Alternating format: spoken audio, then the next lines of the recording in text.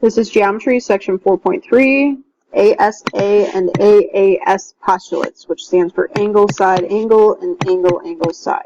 So in the last section we learned about the side, side, side, and the side, angle, side postulates. Now we're learning about angle, side, angle, which is going to look like this. Two angles and a side in the middle. So two rainbow marks and a tick mark or a hash mark in the middle of those two rainbow marks. So the tick mark must be trapped between two rainbows. Two angles and the side in between those two angles have to be congruent in order for us to use the angle, side, angle postulate. This is not the angle, side, angle postulate because we've got two angles and a tick mark over here when the tick mark should be over here if we were talking about angle, side, angle. The side has to be in the middle of the two angles, so this does not work. The angle, angle, side postulate looks like this. We've got two angles and a side that is not in between those two angles. So angle, angle, side, angle, angle, side. The side is not in between the two rainbows.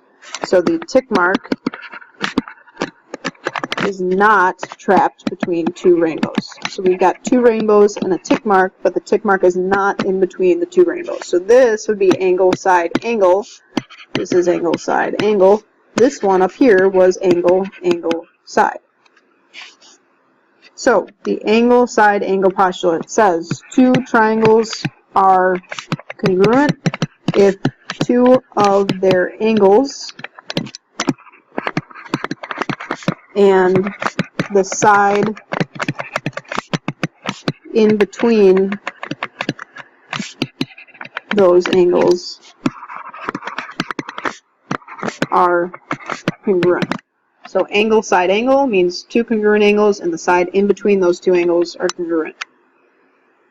The quick proof. So we've got that A is the midpoint of MT. So A is in the middle of M and T. And angle M is congruent to angle T. So we'll put a rainbow on angle M and angle T. Second statement. Since this is the midpoint of these two endpoints, these two segments, AT and AM, would be congruent to each other, since this is a midpoint. So, because we have a midpoint, this is our reason, we can say that AT, segment AT, is congruent to segment AM. Those two segments are congruent because A is the midpoint. Now, we've also got a pair of vertical angles. We've got this angle right here and this angle right here. We cannot call this just angle A because we've got both of these angles have the vertex of point A. So we've got to call this angle RAM, so RAM, and angle TAB. So those two angles are congruent. The reason is that they are vertical angles. So it says prove the triangle RAM is congruent to triangle BAT. Well, we've got two angles and a side in between those two angles is congruent. So we've just proven that these two triangles are congruent. Triangle RAM congruent to triangle BAT because of the angle, side, angle postulate.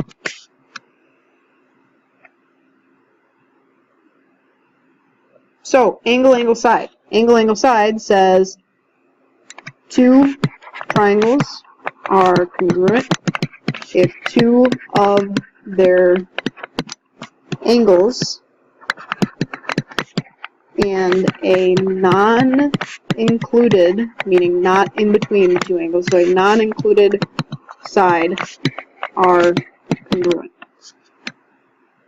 So angle, angle, side says if I've got two triangles that look like this, two angles congruent, and a side that's not in between the two angles. So a side over here, or it could be this one over here.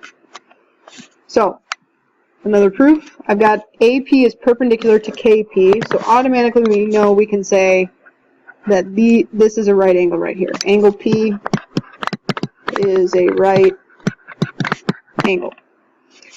Since IK is perpendicular to PK, so this is perpendicular to this, we can also say that angle K is a right angle. Because we've got perpendicular lines. Perpendicular lines means they make right angles. we've also got that E is the midpoint of PK. So again, since E is the midpoint, we know that this segment and this segment are congruent to each other. So we can say segment EP is congruent to segment EK, because we've got a midpoint. Now, we're trying to prove that these two triangles are congruent. So far we've got two angles, but we haven't said, in fact, that those angles are congruent. So we need to say that angle P is congruent to angle K. We could have said this right after this statement. So these two angles are congruent because they are both right angles. Now we need one more pair of angles or one more pair of sides. Well, if we look at this diagram, we've got vertical angles right here. So angle AEP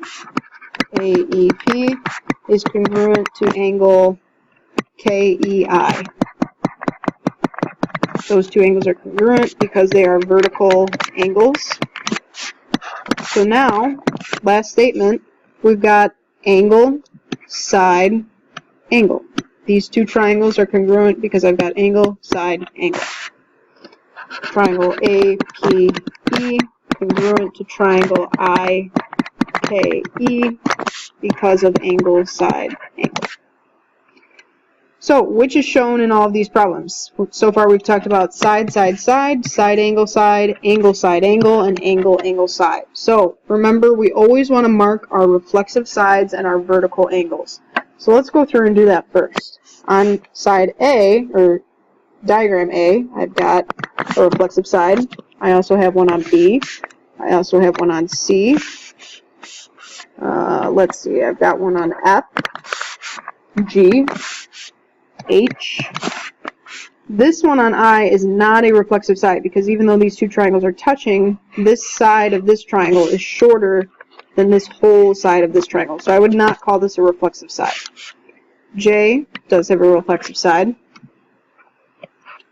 Now, let's go through and mark the vertical angles. I see vertical angles here. Let's see. That's it. No more vertical angles. So, let's go through. Side, side, side, side, angle, or angle, angle, side. Here I've got two sides, and I've got an angle that is not in between the two sides. So, options I have where I've got two sides are either side, side, side, or side, angle, side. This doesn't fit either of these because I only have two sides, so it can't be side, side, side. And the angle is not in between the two sides. In order for this to work, I'd have to have this angle in between these two sides. So this is none. This does not work. Here, I've got two angles, and I've got a side. So it's either angle, side, angle, or angle, angle, side.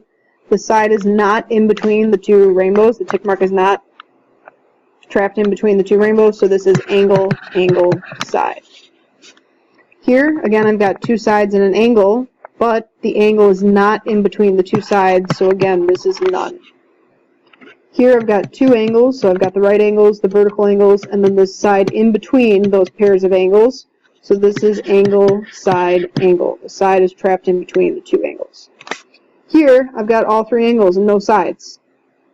Well, we have a postulate that says side, side, side, but we do not have one that says angle, angle, angle. So this is none, because I don't know anything about any of those sides. Letter F, I've got two sides and an angle because of this reflexive side. So I've got two sides, angle in between those two sides. We call that side, angle, side.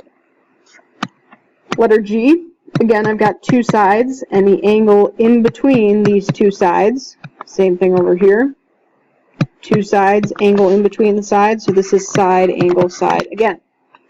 H, because of this reflexive side, this side is congruent to itself. I know this side is congruent to this side, and this side is congruent to this side. I've got all three sides congruent. Side, side, side. Here, we couldn't mark anything congruent because this is not a reflexive side. So since I only have one tick mark and one angle, this is nothing. I don't have enough information. Last one, J. I've got this side is reflexive to itself. This side is congruent to this side, and this angle is congruent to this angle. So I've got two sides and an angle, but the angle is not in between the two tick marks. So this is none.